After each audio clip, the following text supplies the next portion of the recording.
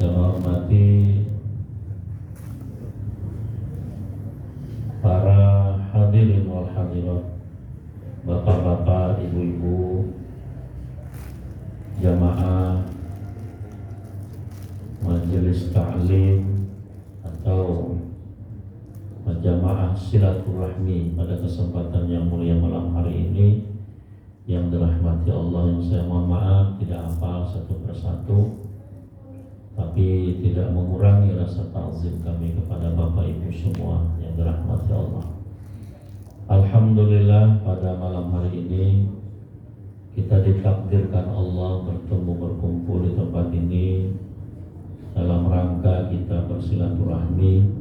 Saya dari Kalimantan, jadi cukup jauh Bapak Ibu, di Pulau Seberang, tepatnya di Kalimantan Tengah, di satu kabupaten kecil yang bernama Kabupaten Barito Utara.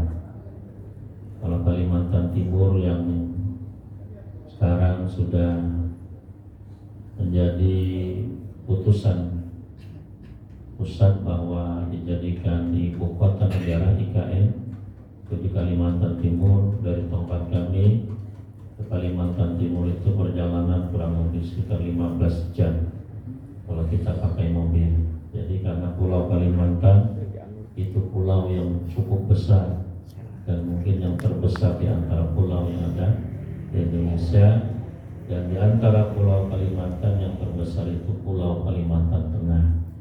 Kalimantan itu Bapak Ibu ada 5 pulau. Kalimantan Timur yang IKN sekarang, Kalimantan Tengah, Kalimantan Selatan, Kalimantan Barat, Kalimantan Utara. Nah, jadi yang terakhir baru Pemekaran.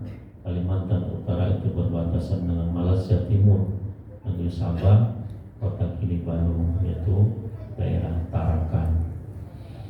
Alhamdulillah saya bisa bersilaturahmi ke sini, berjumpa kepada Bapak Ibu. Tadi malam kemarin sekitar 6 hari yang lalu kami silaturahmi kepada kawan-kawan ikhwan masyarakat yang ada di Malaysia. Kita alhamdulillah 5 hari insyaallah di sana. Malam kemarin baru sampai, kita balik ke Batam. Alhamdulillah malam ini bisa bertemu di sini. Bapak Ibu hadirin wal hadirat yang dirahmati Allah, alhamdulillah kami merasa bersyukur bisa berkumpul pada Bapak Ibu. Kami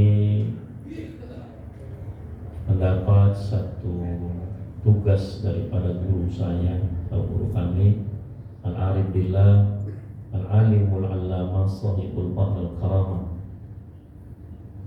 Mursyid Kamil Mukammil Sultanul Awliya fi Zaman, Al-Arif Billah Syekh Ahmad Sahibul Wafatajul Arifin, dalam rangka memberikan informasi dan juga insyaallah sekaligus memberikan solusi kepada masyarakat yang menginginkan bagaimana kita bisa mengingat Allah, bagaimana kita bisa menghilangkan sifat-sifat yang tercela dalam diri kita, bagaimana bisa qalbu kita wukuf di hadarat Allah.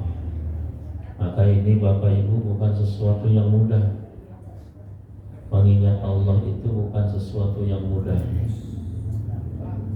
Mengingat Allah itu sesuatu yang sangat sulit. Dan kedudukan orang yang mampu mengingat Allah itu fa innahu waliyullah. Kata Syekh Abu Wahab Asy-Syarani rahimahullah. Jadi tidak mudah untuk mampu mengingat Allah itu. Kalau menyebut nama Allah mungkin kita bisa semua, menyuruh Allah bisa semua, tetapi mengingat Allah ini sesuatu yang sangat sulit. Kalau ingat anak, ingat istri, ingat masalah, apalagi ingat kreditan yang belum lunas, tanggal 5 baru bayar kredit, mungkin tanggal 1 sudah ingat. Awas, siap-siap, tanggal 5. Itu Bapak Ibu yang ngajarin kita siapa itu? Ingat semuanya itu. Ada yang ngajarin Tidak ada. Otomatis bisa sendiri. Kita ingat anak dulu siapa ngajarin? Tidak ada. Ingat istri, ingat masalah dan sebagainya, itu otomatis. Dan memang kita dididik oleh iblis 24 jam hanya disuruh yang kita ingat dunia yang ada di sekitar kita. Anakku, istriku, kerjaanku, masalahku, angan-anganku, keinginanku, cita-citaku. Sampai dalam sholat itu aja yang diingat. Oleh takbir sampai salam, ketika dia di luar sholat tadi dapat masalah, mulai takbir sampai salam yang diingat masalah. Tetapi umat ini ketika ada yang menyampaikan, bapak-bapak, ibu-ibu, kita harus banyak ingat kepada Allah. Apalagi ibu-ibu, manggut-manggut langsung. Iya Pak Ustaz. Tapi setelah pulang ke rumah bingung. Pak Ustaz tadi nyuruh ingat Allah. Apanya yang diingat? Di mana letak ingatannya itu? Kalau dia ingin lagi bertanya ke dalam dirinya, apa isinya? Kalau lebih didalami lagi pengetahuan seperti ini, silsilahnya sampai tidak ke Rasulullah. Tambah kebingungan lagi dia menjawab. Tapi tadi di majelis manggut-manggut. Ketika disuruh ingat Allah, iya Pak Ustaz. Seolah-olah dia sudah paham. Umat Islam ini ketika disampaikan kita harus ingat Allah, seolah-olah dia paham. Dia mengira ketika menyebut nama Allah itu sudah mengingat. Sebutannya aja beda, mengingat dan menyebut. Kalau menyebut nama Allah, tidak usah kita yang tua ini. Bapak ibu yang punya cucu, cucunya suruh sebut nama Allah sayang. Allah itu nyebut nama Allah. Kalau kamu dalam kesusahan, kesulitan, berserulah kamu kepada Allah sayang. Ketika dia dapat masalah, kakinya terjepit, ya Allah, ya Allah, ya Allah. Itu menyeru Allah. Tapi belum mengingat Allah. Nah umat ini mengira itu sudah mengingat Allah. Nah ini bahaya. Ketika kita tidak mampu mengingat Allah pada masa ketika kita sehat, takutnya sekarat nanti tidak bisa ingat Allah. Karena apa yang banyak kita ingat ketika masa hidup kita, itu yang akan datang nanti ketika sakaratul maut. Pas mau mati, istriku bagaimana? Kalau aku mati, pasti dia nikah lagi. Ngapain mikir itu? Atau yang istri mau mati, kalau aku mati bagaimana? Suamiku kawin lagi. Belum mati istrinya, dia sudah kawin di kampung lain. Ini sudah sakratul maut. Ruh tinggal di dadanya, sudah ditarik naik ke tenggorokannya, masih aja ingat dunia. Dan ini akan terjadi kalau tidak kita siapkan dari hari ini. Akan terjadi itu. Karena bayangan anak istri kita akan datang menari-nari di hadapan kita. Iblis yang menjelma menyerupai dia, tergantung lagi cinta kita kepadanya. Akhirnya takut dia mau mati. Akhirnya mau meninggalkan dunia ini berat. Karena inilah kekasihnya yang sebenarnya. Itu yang matinya sulit. Nah, maka kita mengingat Allah ini jangan dianggap enteng. Tidak mampu orang mengingat Allah. Mohon maaf, jangankan sekelas kita. Mungkin bukan basicnya orang pondok, atau kita mondok baru beberapa tahun. atau kita baru belajar beberapa disiplin ilmu Islam, walaupun dia hafal 1000 kitab, kalau dia tidak mendapat bimbingan seorang yang qalbunya full Allah, kitabnya tidak mampu membantu dia untuk mengingat Allah. Imam Ghazali bagaimana hebatnya? Profesor, mengarang bermacam-macam disiplin ilmu Islam. Kesulitan dia untuk mengingat Allah. Nah ini masalah ini dianggap enteng oleh umat Islam. Maka bahayanya orang tidak bisa mengingat Allah itu. Kata Allah, istahwadha alaihimus syaitan fa'ansahum dzikrullah ulaika hizbus syaitan ala inna hizbas syaitan humul khasirun. Kata Allah, iblis telah menguasai kepada manusia. Apa buah daripada iblis menguasai manusia? Fa'ansahum dzikrullah, iblis lupakan mereka daripada mengingat Allah.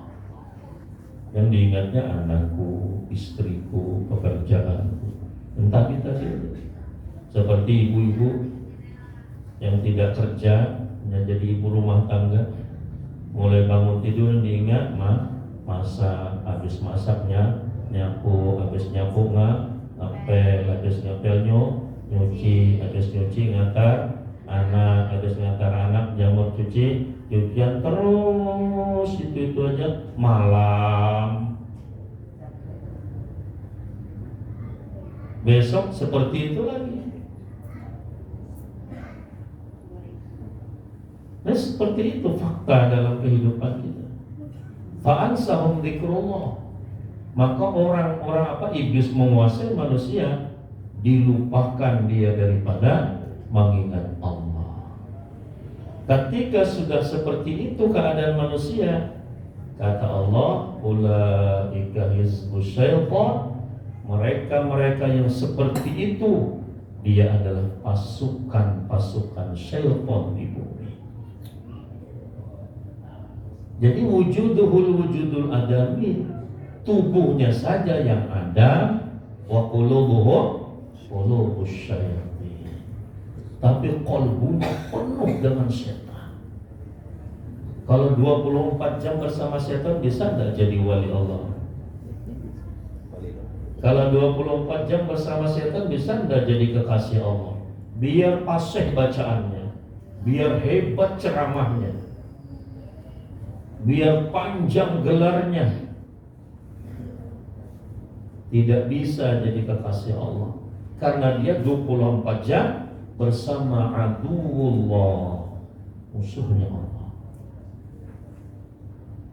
Nggak bisa jadi kekasih Allah. Lewat mana? Cuma manusia aja nganggap dia hebat. Hebat dia itu, kata manusia. Kita minta dipuji manusia apa minta dipuji oleh Allah? Kalau manusia muji tidak ada manfaatnya. Manusia itu juga hina, tidak bisa menjadikan kita mulia di sisi Allah. Tapi kalau Allah yang memuji, kita mulia di sisi Allah. Kata Allah, hai fulan bin fulan, hai malaikatku, itu kekasihku. Yang itu lain. Kalau kita kan melihat casingnya, kalau casingnya mantap, ini casing namanya. Ini casing, taruh sini juga jadi casing. Kita melihat casing. Ketika casingnya mantap, oh itu kekasih Allah. Apa Allah mengatakan itu kekasihnya? Kalau qalbunya 24 jam bersama syaitan. Nah ini yang perlu kita perbaiki Bapak Ibu. Ibaratnya ini kerusakan yang fatal. Karena kerusakan pada batin ini penyakit yang membahayakan. Maka iblis menguasai manusia, dilupakan dari mengingat Allah. Dialah kata Allah pasukan-pasukannya syaitan di muka bumi. Jadi tubuhnya Adam, dalamnya setan. Ini pasukan-pasukannya. Maka disebut di dalam tafsir itu disebut dengan syaitanul insi, syaitan yang berbentuk manusia. Tetapi kata Allah, ala inna hizbasyaitan humul khasirun. Perhatikan oleh kalian, sesungguhnya pasukan-pasukan syaitan itu mereka adalah orang-orang yang rugi. Ini Bapak Ibu, kalau Allah mengatakan rugi, apa Anda takut kita? Kalau tetangga mengatakan, Pak, sampai orang yang rugi, tidak masalah, mungkin dia tidak senang dengan kita. Tapi kalau Allah mengatakan tidak ada tujuan di dalam menciptakan manusia, maka Allah mengatakan engkau orang rugi. Nauzubillah. Nah, maka bagaimana kita bisa ingat Allah itu? Dan ingat Allah ini tidak bisa kita untuk mampu mewujudkannya terkecuali kita mencari guru yang membantu untuk ke sana. Jadi tidak bisa tanpa guru. Ingat Allah tidak bisa hanya diseminarkan. Ingat Allah tidak bisa hanya dikaji secara ilmiah. Mengingat Allah tidak bisa hanya duduk di majelis taklim. Mengingat Allah harus mencari guru yang mampu menghidupkan qalbu agar bisa mengingat Allah. Maka Rasulullah SAW bersabda, kata Nabi, kun ma'allah, fa illam takun ma'allah fa kun ma'aman ma'allah, fa innahu yusiluka ilallah. Kata Rasulullah, hendaklah kalian senantiasa bersama Allah. Kira-kira bisa nggak berdiri, duduk, berbaring dalam keadaan apapun? Bisa nggak kita senantiasa bersama Allah? Ini Rasulullah memerintahkan, kun ma'allah, hendaklah kalian senantiasa bersama Allah. Berdiri, berduduk, berbaring. Kalau ayat Al-Quran, alladzina yadhkurunallaha qiyaman wa qu'udan wa 'ala junubihim. Artinya berdiri, berduduk, berbaring mengingat Allah. Hendaklah kalian senantiasa bersama Allah. Nabi tahu tidak ada yang mampu manusia ini. Maka Nabi mengatakan ada alternatif yang kedua. Fa illam takun ma'allah fa kun ma'aman ma'allah fa innahu yusiluka ilallah. Kalau kamu tidak mampu senantiasa bersama Allah, berdirimu, berdudukmu, berbaringmu, maka kata Nabi, bersamalah dengan orang yang sudah bersama Allah. Cari guru yang seperti itu. Cari manusia yang seperti itu. Wujuduhu fid dunya wa qalbuhu fil ukhbah. Tubuhnya bergentayangan di bumi, tapi qalbunya wukuf di hadirat Allah. Cari guru seperti itu. Jangan tidak dicari. Kalau enggak, nanti selamanya tidak bisa ingat Allah. Kalau sakratul maut tidak bisa ingat Allah, khawatir matinya tidak membawa iman. Ini jangan dianggap enteng ini. Jangan kita mentang-mentang sudah pakai atribut Islam lalu sudah ada jaminan kita masuk surga. Kalau setiap jalan pakai songkok, baju koko, apa itu sudah jaminan masuk surga? Tidak ada. Hati-hati kita jangan tergiur dengan fadailul a'mal, rangsangan amal. Baca ini masuk surga, baca ini masuk surga. Enak tenang bilang orang Jawa. Seolah-olah surga itu murahan. Kita murahan surga itu sesuatu yang istimewa. Yang istimewa itu tidak bisa didapat dengan kita santai-santai. Harus kerja keras. Ya kalau iblis tidak ada, masuk surga semua kita ini. Kalau iblis tidak ada. Kalau iblis ada, bagaimana kita bisa dihalang-halanginya kita ini agar kita masuk ke dalam surga Allah Subhanahu wa taala. Kalau iblis tidak ada, yang masuk surga semua. Nah ini yang perlu kita cari solusi, cari jalan selamat. Makanya roja wal khauf di dalam ilmu tasawuf itu harus ada di dalam diri setiap umat Islam. Nah maka kita cari guru, Bapak Ibu. Jangan tidak cari manusia yang istimewa. Nah kalau kamu sudah bertemu dengan manusia seperti tadi, yang tubuhnya di dunia, qalbunya wukuf di hadirat Allah, peganglah dia akan membawa kamu kepada Allah. Artinya kita bisa mengingat Allah. Setelah itu bisa mencintai Allah, bisa merindukan Allah. Kalau enggak nanti kita terjebak di dalam pura-pura cinta, pura-pura rindu. I love you ya Allah, aku cinta kepadamu ya Allah. Pura-pura cinta. Kalau istrinya bisa dirayu, I love you sayang, aku cinta kepadamu sayang. Berbunga-bunga hati istrinya, dikatakan cinta oleh suaminya, padahal dalam hati suaminya banyak cinta-cinta yang lain. Tapi istrinya nggak tahu. Istrinya ngelihat lisan suaminya saja. Istrinya ngelihat dari mulut suaminya saja ucapan cinta. Padahal dalam hatinya penuh cinta yang lain. Tapi kalau Allah nggak bisa ditipu, Pak. Allah nggak bisa kita rayu dengan bahasa cinta. Aku cinta kepadamu ya Allah. Pura-pura nangis. Sudah cintanya pura-pura, ditambah nangis lagi pura-pura. Kan kita ini sukanya pura-pura, pura-pura cinta, pura-pura rindu, pura-pura khusyuk. Allah, wah, bilang mertua mantap banget, khusyuk sholatnya, pura-pura semua. Nanti kita akan bahas, benar nggak? Bagaimana bisa cinta? Bapak Ibu, cinta itu buah dari apa?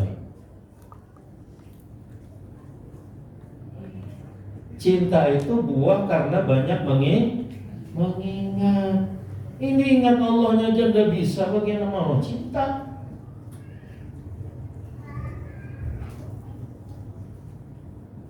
Cinta itu buah karena banyak mengingat. Ingatnya terus. Coba Bapak Ibu tes. Ingat sama tetangga terus. Masya Allah, cantiknya tetanggaku itu. Nanti duduk ingat tetangga, mau makan ingat tetangga. Nggak usah sampai setahun, 3 bulan aja tergila-gila dia sama tetangga. Karena selalu mengingat. Nah ingat kepada Allah terus, nanti jadi rindu. Sudah cinta jadi rindu. Obat orang rindu apa Bapak Ibu? Tidak ada obatnya kecuali ketemu dengan kekasih. Ketika sakratul maut, malakal maut datang menjumpakan dia dengan kekasihnya. Maka kematiannya tidak dicabut, tapi diundang dengan undangan yang mesra dari kekasihnya. Ya ayyatuhan nafsul mutmainnah, irji'i ila rabbiki radiyatan mardiyah. Tersenyum dia meninggalkan dunia ini karena ingin bertemu kekasih. Bapak Ibu, dulu kita mau ketemu kekasih bahagia enggak? Kita sudah buat perjanjian, sayang, nanti kita ketemu malam minggu ya. Ini hari Rabu udah gelisah ya. Rasanya menunggu sampai malam minggu itu 1 hari, rasa seminggu. Malam Kamis, malam Jumat, rasa panjang rasanya malam Jumat. Sudah wiritan lama ini kok belum siang-siang. Akhirnya malam Sabtu semakin membara kerinduannya. Sudah tiba malam Minggu, kira-kira penampilannya beda enggak? Yang seumuran udah pernah pakai sampo, jelas utang beli sampo. Kenapa dia seperti itu penampilannya beda? Karena ingin bertemu kekasih yang dulu udah pernah sisiran rambutnya, udah pernah pakai minyak rambut. Dia tampil dengan beda. Wajahnya pun coba kita foto, lebih tampan daripada sebelumnya. Karena dia bahagia. Seperti itu kekasih dalam dunia selalu ingat, maka nanti kematiannya diundang dengan kekasihnya. Hai nafsul mutmainnah, hai jiwa yang tenang yang tentram. Yang tenang yang tentram yang mana? Bukan jasad yang terbujur kaku yang tidak berdaya itu. Itu bangkai yang tidak ada harganya. Mahal ikan kering. Siapa mau beli bangkai gitu?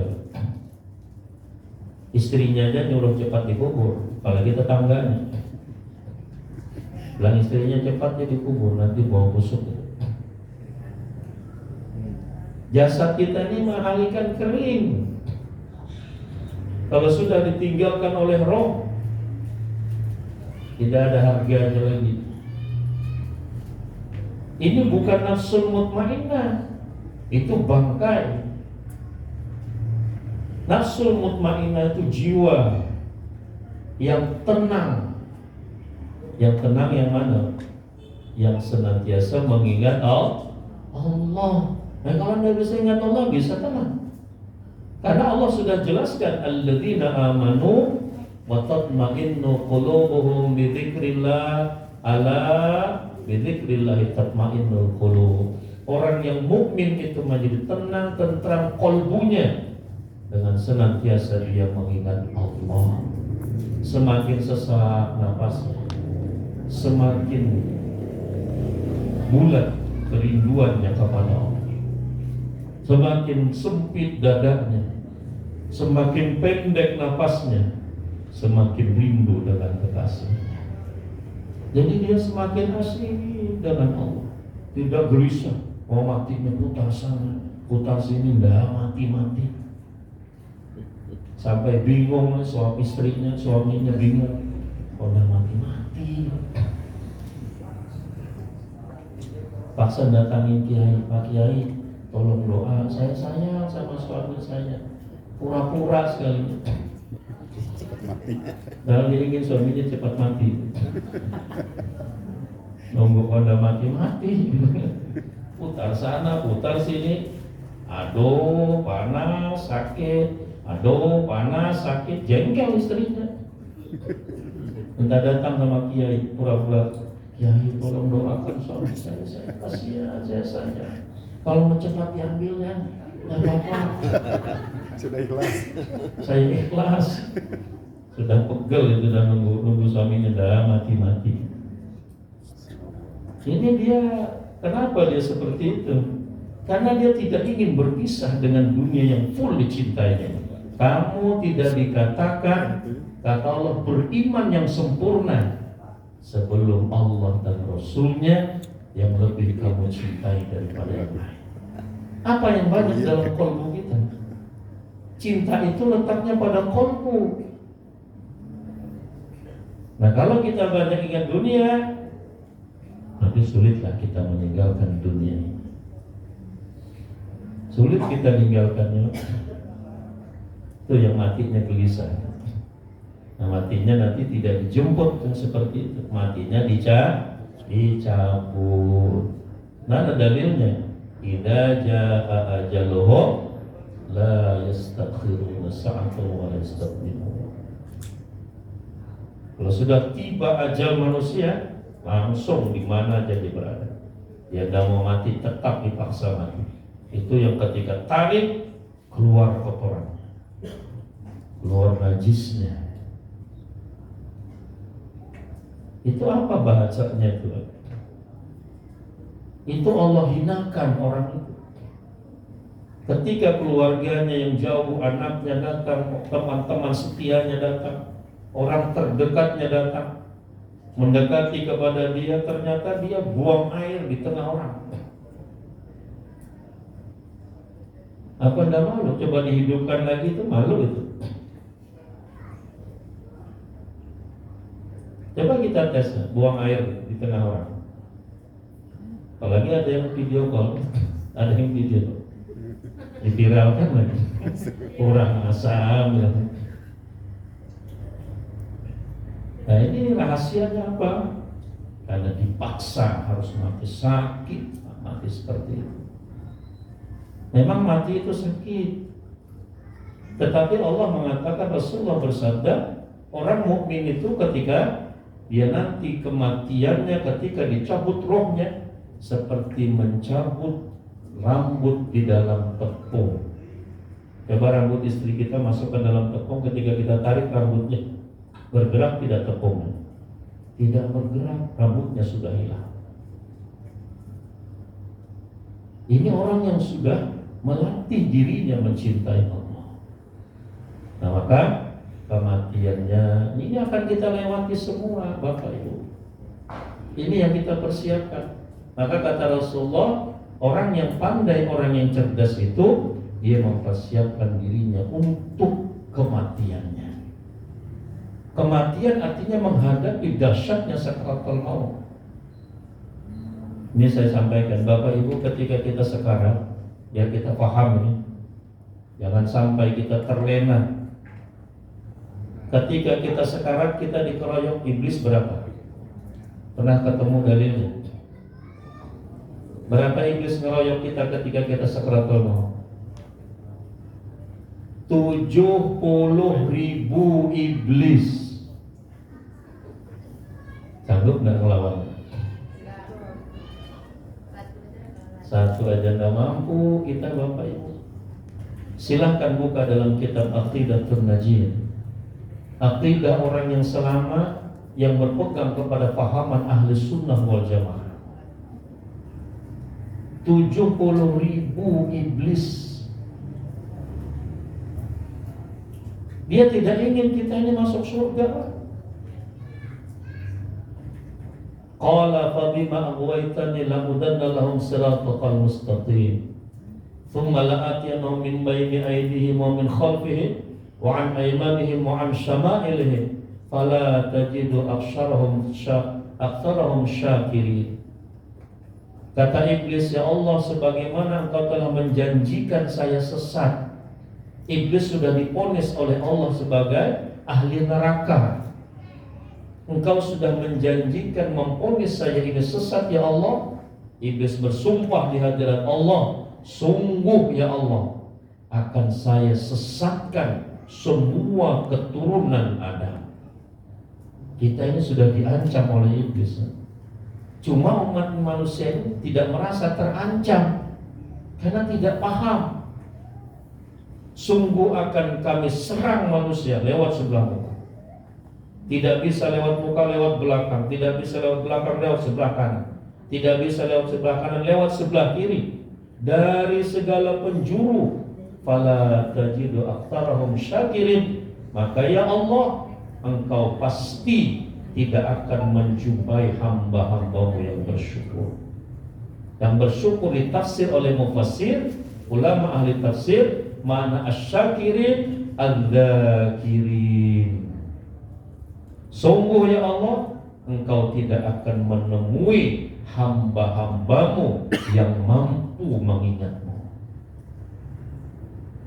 Ini dan terbukti gak perkataan iblis itu? Terbukti semua. Nggak mudah-mudah mengingat Allah itu. Maka perlu kita cari guru. Jadi 70.000 iblis datang menggoda kepada kita ketika sakaratul maut. Lumpuh ini tubuh kita udah lumpuh, roh tinggal di tenggorokan, kaki kita sudah tidak ada nyawanya lagi. Mata ada matanya, tapi sifat basarnya sudah Allah ambil. Matanya ada normal, kornea matanya sempurna, tidak pecah, tidak hilang. Kupingnya ada, gendang telinganya masih normal, tapi tidak dengar lagi. Sifat samanya sudah Allah ambil. Dari matanya sifat basarnya sudah Allah ambil. Dari otaknya sifat alimnya sudah Allah ambil. Coba orang yang sekarang Pak suruh menghitung kalkulator 100 kali 200 sudah bisa lagi. Kalau dulu dia apanya apa. Tapi ketika dia sekarang, sifat alimnya Allah ambil. Penglihatannya sudah Allah ambil. Taruh saja muka kita di hadapannya, dia tidak melihat lagi, sudah hilang. Nah, ini dalam kondisi seperti itu, badan sudah lumpuh, semuanya sudah tidak ada lagi. Dikeroyok 70.000 iblis, anak kita sudah tidak mampu nolong kita lagi. Istri kita tidak mampu nolong, suami ibu-ibu tidak mampu nolong. Padahal yang ini kita harapkan nanti akan menolong kita, ternyata tidak ada yang mampu. Itulah yang Allah jelaskan dalam Al-Quran, wattaqu yawma la tanfa'u malun wala banun illa man atallaha biqalbin salim. Takutlah kalian, ini warning dari Allah. Coba manusia tidak takut, padahal Allah nyuruh takut. Takutlah kalian, satu masa, satu saat nanti ada masanya, tidak ada gunanya lagi harta kalian. Satu saat nanti ada masanya, tidak ada gunanya lagi anak-anak kalian. Harta yang kita banggakan dan sebagainya, anak yang kita cintai, kita sayangi, ada masanya dia tidak berguna. Istri kita, suami kita, terkecuali pada masa itu orang yang datang kepada Tuhannya dengan membawa qalbun salim, qalbu yang bersih. Qalbu yang bersih itu qalbu yang mana Bapak? Qalbu yang senantiasa diisi mengingat Allah. Ini nanti yang selamat. Ini yang perlu kita persiapkan dengan zikir. Nah, bagaimana Bapak Ibu melawan tadi iblis 70.000 iblis tadi? Anak kita sudah tidak mampu, suami istri, suami kita, istri kita, kawan kita hanya datang melihat, Masya Allah, kasihannya kawanku, semoga Allah merahmatimu. Setelah ada sampai innalillahi wa raji'un dan sebagainya, kita ikut berduka, tidak bisa menolong apa. Ketika kita dekat di situ, kita tidak mampu menolong. Kita berjuang untuk diri kita sendiri. Anak kita hanya menangis, melihat, Masya Allah, ayahku, ibuku, kasihannya, itu saja. Kita berjuang sendiri, dikeroyok 70.000 iblis. Bapak Ibu, ini saya sampaikan, ketika orang sakaratul maut, silahkan Bapak Ibu buat sebuah studi banding, kajian, atau coba dites, datangin orang yang sekarang. Ini saya dapat dalam kitab. Ketika orang sekarat itu, iblis menjelma menyerupai orang-orang yang dicintainya. Makanya ketika kita takziah kepada orang sekarang, dia tunjuk ke depan pintu, itu bapakku sudah datang. Pernah dengar itu Bapak Ibu? Itu ibuku sudah datang, itu mbahmu datang. Itu bukan bapaknya, bukan ibunya, bukan mbahnya. Itu fitnah yang dahsyat yang datang kepada orang yang sekarang. Jangan dianggap bercanda. Oh, enggak ada, mbah sudah lama mati, Bu. Bapak sudah lama enggak ada, Bu. Dikira ini yang sekarang ini bercanda. Padahal itu iblis yang menjelma menyerupai orang yang dicintainya. Apa tujuannya iblis? Untuk merusak iman tauhid orang yang sakaratul maut. Ini saya sampaikan. Tapi nanti ini ilmu nanti Allah cabut hilang.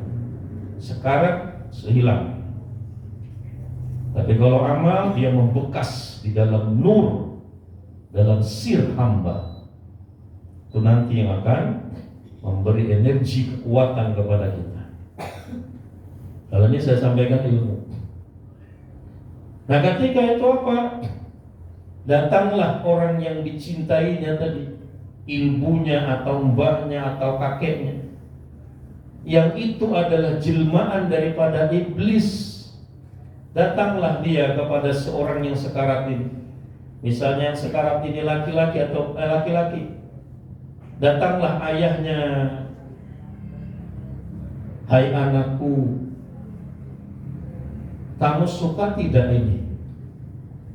Ini dia lihat ayahnya yang datang. Dia datang menjelma menyerupai orang yang dicintainya dan membawakan sesuatu yang disukai oleh yang sekarang. Dia datang menjelma menyerupai ibunya, menyerupai ayahnya. Hai anakku, kamu mau enggak wanita cantik ini? Yang dahulu kamu suka dengan seperti ini, yang tidak pernah dilihatnya kecantikannya seperti itu dalam dunia. Kira-kira mau enggak Bapak? Karena memang kita suka itu. Yang nawarkan ayah orang yang kita cintai, yang ditawarkannya sesuatu yang kita suka. Kira-kira mampu dan nolak? Dapatnya gratis lagi. Tidak perlu ngejar-ngejar, ngerayu-ngerayu, belikan pulsa. Lo digombalnya belikan pulsa, belikan. Dapatnya gratis. Atau ibu-ibu yang mau meninggal, datang iblis menyerupai kepada ibunya. Kata iblis tadi, hai anakku, kamu mau enggak ini? Ibu-ibu apa yang disukai? Intan, berlian, segala permata-permata yang mahal. Kira-kira kalau dibawakan berlian 1 ember mau enggak? Nolak, mampu enggak?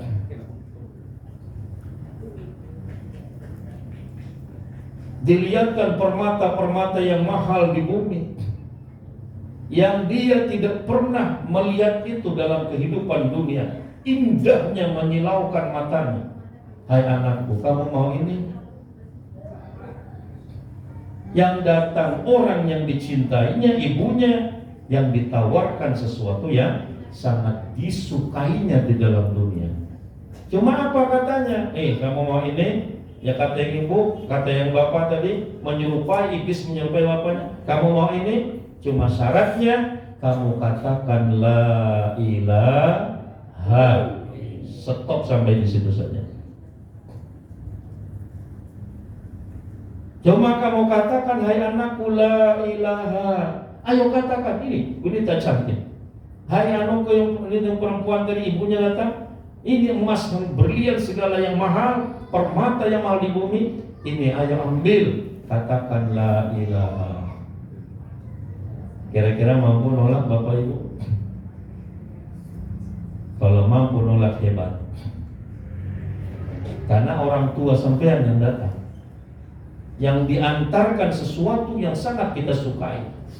Tidak ada yang mampu menolak terkecuali dia mendapat pertolongan Allah pada saat itu. Tapi saya tanya Bapak, jangan terlalu kepedean kita. Saya nanti insya Allah ditolong. Insya Allah. Insya Allah kan belum pasti. Harus siap-siap dari sekarang. Pertanyaan saya, di mana pertolongan itu didapat? Kalau kita jauh dari yang memberikan pertolongan. Paham enggak maksud saya? Apa hakikat jauh? Bapak Ibu, ketika engkau lupa hakikatnya jauh, ketika engkau ingat hakikatnya dekat, maka kita ingat kepada Allah, baru datang pertolongan itu. Kalau kita jauh dari yang memberikan pertolongan, artinya lupa, pasti sampai terima. Iya ayah, iya ibu, amin, la ilaha, malakal maut cabut, mati dalam keadaan su'il khatimah. Ini iman tauhidnya sudah digadaikan dengan syaitan. Inilah yang Allah berfirman dalam Al-Quran, yang sering sudah kita dengar setiap Jumat, tapi kita tidak paham. Apa kata hati? Kata hati di dalam khutbah Jumat itu, wala tamutunna illa wa antum muslimun. Itu Bapak Ibu, wala tamutunna itu landahnya apa lamut taukid itu dalam kaidah ilmu nahwu. Itu bukan landahnya, lamut taukid. Artinya apa? Kata Allah, sungguh, Allah serius.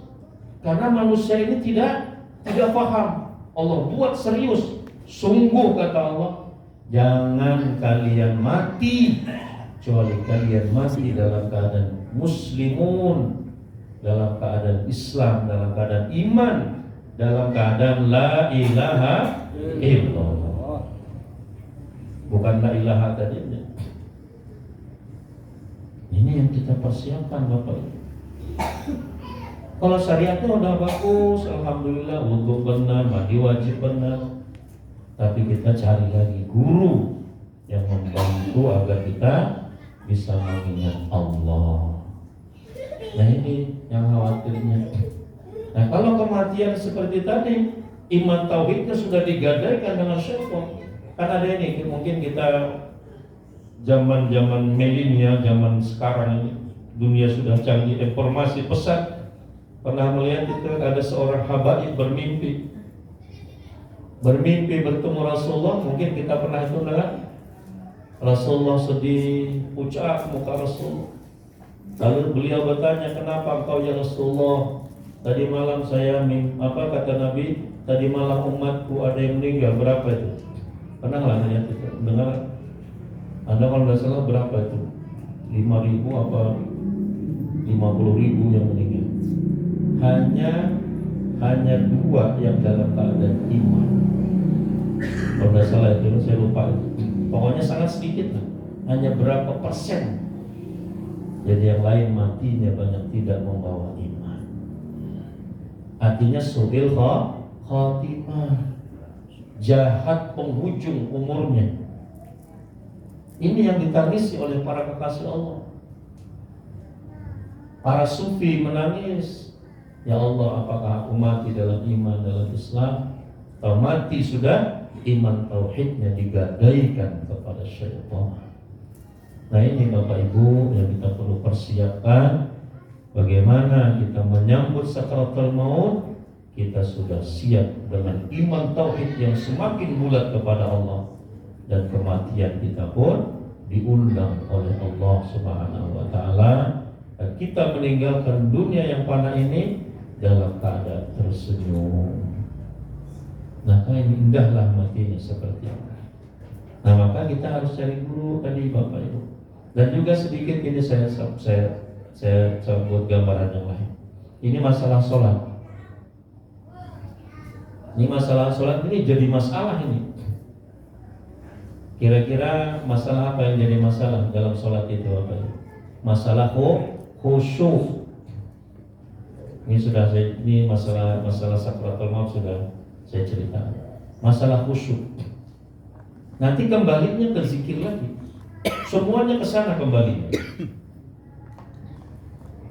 Khusyuk ini jadi masalah di tengah kehidupan umat Islam. Dari orang awam sampai kiai. Dari orang tidak bisa baca kitab sampai yang hebat baca kitab. Ini bermasalah dengan khusyuk ini. Maka dulu ada beberapa tahun yang lalu itu para cendekiawan Islam membuat sebuah kajian namanya seminar sholat khusyuk. Berapa bayarnya itu? Informasinya bayarnya 6 juta sampai 7 juta. Jadi yang bisa khusyuk itu orang kaya aja tuh Pak.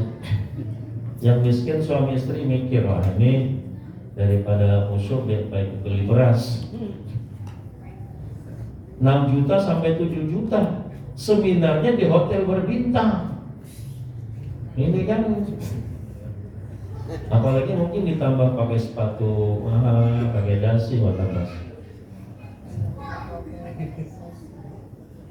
Ini saking kebingungannya orang mencari solusi bagaimana khusyuk itu. Akhirnya juga yang memahami khusyuk itu masing-masing spekulasi ngira-ngira.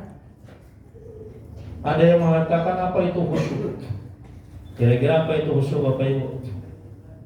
Ada yang mengatakan kalau kita takbir Allahu Akbar, mulai takbir sudah bar, kita nggak dengar apa-apa lagi. Itu namanya khusyuk. Benar nggak? Biar ada bom di samping dan dengar. Apalagi kawannya kentut aja. Benar nggak itu khusyuk? Kalau memaknai khusyuk ketika takbir sudah tidak dengar apa-apa lagi, itu bukan khusyuk, itu namanya tuli. Kalau jadi imam pian makruh. Jadi imam berimam kepada orang tuli. Karena ketika makmumnya subhanallah dan dengar dia, imamnya tuli, makruh punya imam tuli. Ada lagi memahami khusyuk ketika engkau takbir kamu tidak merasakan apa-apa lagi. Walaupun digigit semut, digigit kelabang, digigit apa kakimu, digigit nyamuk, tidak merasa apa-apa lagi. Benar gak itu khusyuk? Ini kan spekulasi memahami khusyuk. Coba kita tanya, Pak, mana khusyuk seperti itu menurut pendapat sampean? Apa menurut pendapatnya para ulama? Katanya kalau takbir sudah tidak merasa apa-apa lagi, walaupun digigit. Itu bukan khusyuk, itu mati rasa. Mungkin kram kakinya tadi, takbir langsung kram kakinya. Ini kebingungan ini sangat penting, Bapak Ibu. Apa itu khusyuk? Kita harus tahu definisi khusyuk dulu, baru kita mencari solusi untuk khusyuk. Setelah kita paham ta'rifnya, definisinya, baru kita cari solusi. Apa khusyuk itu? Khusyuk itu bukan bahasa kita, bukan bahasa Arab. Karena khusyuk itu masih diterjemah, ditafsir lagi oleh para ahli bahasa. Kalau kita ini ada penceramah, bapak-bapak, ibu-ibu, sholat kita harus khusyuk. Iya Pak Ustadz, apalagi ibu-ibu langsung iya. Pas pulang kebingungan. Ya tadi sama ingat Allah tadi. Karena memang orang yang mampu khusyuk itu dalam sholatnya Allah selalu memuji kepadanya. Kata Allah, hai fulan bin fulan, engkau orang yang beruntung. Mana dalilnya? Kata Allah, qad aflahal mu'minuna alladzina hum fi sholatihim khashi'un. Ayatnya cuma itu. Kata Allah, sungguh beruntung orang yang mukmin itu kalau dia sholat khusyuk. Ayatnya seperti itu bunyinya. Tapi apa itu khusyuk? Nah ini harus kita cari. Saya tanya, apa itu ikan? Bapak Ibu tahu ikan? Ini saya memberikan pemahaman definisi tadi. Ketika kita memahami definisi ta'rifnya sesuatu, maka kita baru bisa mencari, mengenali sesuatu itu. Apa itu ikan? Kita sering makan ikan, tapi tidak kenal dengan ikan. Ikan kakap, ikan apalagi bawal, itu nama ikan. Lele, cumi-cumi, udang, itu nama ikan. Yang ngasih nama cumi-cumi pun kita di sini. Sampai di Amerika sana cari cumi-cumi tidak ada. Master, saya beli cumi-cumi. Bilang Master, no cumi-cumi.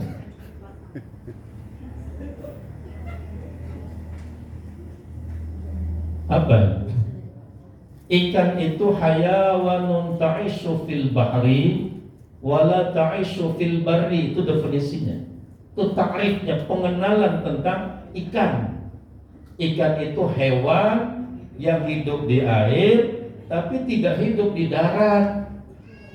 Kalau bahasa Jawanya itu namanya iwak. Kalau hidup di air hidup, di darat hidup, namanya biawak. Jangan dimakan itu, racunan. Kalau hidup di air walaupun modelnya seperti apa aja, seperti monster pun boleh,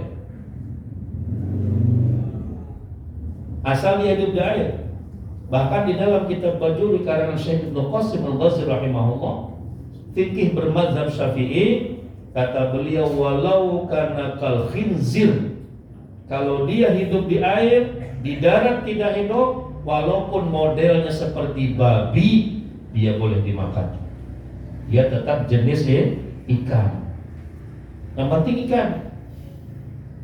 Kalau di air hidup, di darat hidup, jangan dimakan dong. Itu bukan ikan, haram kita makan. Nah, maka setelah kita lihat, kalau di sini apa, gonggong, namanya aja gonggong, tapi jenisnya jenis ikan. Gonggong itu taruh di darat hidup enggak? Mati dia. Oh, gonggong itu hidup taruh di darat sampai 1 hari tidak mati, misalnya. Bagaimana kita mau hukumi?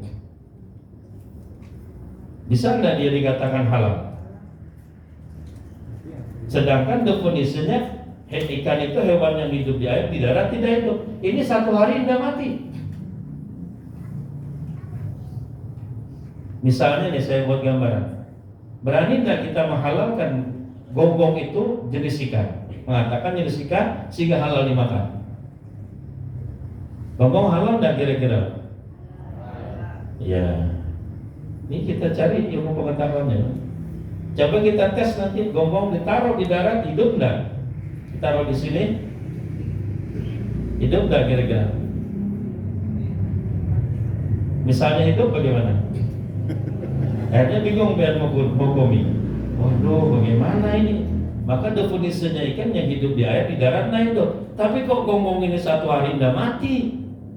Nah, ini pernah saya bahas di Kediri, di Jawa Timur. Saya di sekolah di Ploso Mojo, tempatnya Gusmi, pesantren Al-Falah.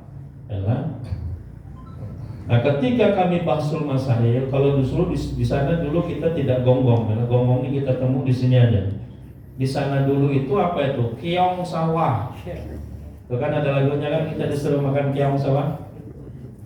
Kalau tidak ada duit, boleh keong sawah itu kan, murah. Nah, keong itu taruh di darat, kita ambil dari air ke darat. Itu 1 hari dia tidak mati. Nah, setelah kami bahas, ternyata keong ini atau gonggong tadi, dia membawa air dalam tempurungnya. Ketika airnya habis, dia mati. Maka binatangnya secara hakikat hidup di air, tidak hidup di darat. Maka kesimpulannya, keong sawah, gonggong halal. Kita kan tahu nyebut halal. Ketika dikritik orang, ini kenapa hidup di darat? Iya. Coba kita bahas lagi. Ini kita jarang ketemu biar panjang lah dikit. Misalnya nih, saya memang sukanya fikih. Saya kenal lama basul masail fikih di Kediri. Misalnya ikan lele. Atau kalau di Kalimantan tuh ada ikan yang berduri belakangnya itu. Ikan apa namanya? Betok apa? Ikan betok apa itu? Papuyu itu. Nah, itu ada yang nyebut ikan papuyu. Ikan itu lele juga ini kita taruh di darat di sini, Ini dari pagi tadi sampai tengah hari udah mati dia. Lalu bagaimana kita bisa menghukumi? Lele ini halal enggak? Saya pernah bingung itu. Sedangkan definisi ikan menurut ulama, hewan yang hidup di air, di darat nggak hidup. Kok lele ini sampai tengah hari udah mati-mati? Apalagi sejuk seperti ini. Bagaimana menghukuminya? Apakah dia tetap jenis ikan? Ternyata ada pendapat yang lain mengatakan dia tetap jenis ikan, hidupnya di darat tidak seperti hidupnya di dalam air. Ada enggak Bapak Ibu pernah melihat lele loncat nangkap belalang? Ngejar kodok, dia ngejar kodok. Kalau dalam air dikejarnya kodok itu. Nah, ternyata seperti itu hukumnya Islam. Jadi kita kembali, apa itu khusyuk? Karena tadi macam-macam memaham khusyuk ini. Nah, maka khusyuk menurut ulama hudurul qalbi ma'allah, hadirnya qalbu orang yang sholat senantiasa full Allah. Mulutnya membaca Fatihah, baca surah, matanya melihat tempat sujud, otaknya mikir bacaan dan rakaatnya, fisiknya ruku, sujud, i'tidal, telinga mendengar sekelilingnya, qalbunya terus asyik dengan Allah. Itulah yang dimaksud khusyuk. Kalau kita sholat mampu seperti itu, sholatnya Allah puji, hai fulan bin fulan, engkau orang yang beruntung. Apa anda bahagia Bapak Ibu? Apa tidak ingin kita dikatakan Allah orang yang beruntung? Solusinya cuma satu, cari guru agar kita bisa mengingat Allah, bisa khusyuk, bisa kita lagi bisa khusyuk dan sebagainya. Nah, dan sakaratul maut, kematiannya tidak dicabut, tapi diundang, banyak manfaatnya ingat dengan Allah. Cuma mencari gurunya susah. Nah, itu saja mungkin yang dapat kami sampaikan. Sekali lagi, kami sekedar menghimbau Bapak Ibu yang ingin belajar bagaimana bisa ingat Allah. Saya dapat izin dari Abah Ano untuk mengajarkan bagaimana bisa mengingat Allah dengan 2 jalan zikir yang tersambung silsilahnya sampai ke Rasulullah. Yang pertama melalui Sayyidina Ali menantu Rasulullah, zikir zahar nafi isbat kalimat la ilaha illallah. Jadi ada ilmunya mengucap kalimat itu Bapak Ibu, bukan asal sebut la ilaha illallah. Bukan. Nanti suatu saat akan saya sampaikan. Zikir itu ada 2 kelas tingkatan secara hakikat. Ada zikir hasanah dan zikir darajat. Zikir hasanah hanya menghasilkan pahala, tapi dia tidak menjadi saiful muridin, jadi pedang lepas diadai minal jinni wal ins. Nah, zikir darajat dia ada caranya dan ada guru yang memberikan pemahaman tentang itu. Nah, jadi nanti akan diajarkan 2 zikir yang tersambung ke Nabi melalui Sayyidina Ali, zikir zahar nafi isbat. Satu lagi zikir yang tersambung sampai ke Rasulullah melalui mertua beliau Sayyidina Abu Bakar Siddiq radhiyallahu an, yaitu zikir khafi, denyutan jantung diisi dengan zikir kepada Allah. Ini nanti yang bisa sembahyang Allahu Akbar, jadi terus berzikir. Ya, itu saja yang dapat saya sampaikan. Mohon maaf atas kehilapan kekurangannya. Bagi Bapak Ibu yang menginginkan mengambil 2 zikir yang sangatnya tersambung sampai ke Rasulullah tadi, silahkan. Kalau ingin yang batal berwudu, setelah itu saya ajarkan. Tidak ada syarat macam-macam. Tapi kalau anak-anak yang belum balik, jangan ikut. Kalau yang tidur tidak apa-apa. Nah, kalau yang belum balik tidak boleh ikut. Itu saja yang dapat disampaikan. Mohon maaf atas kehilapan kurangannya. Yang ingin mengambil, kalau batal silakan. Itu saja. Assalamualaikum warahmatullahi wabarakatuh.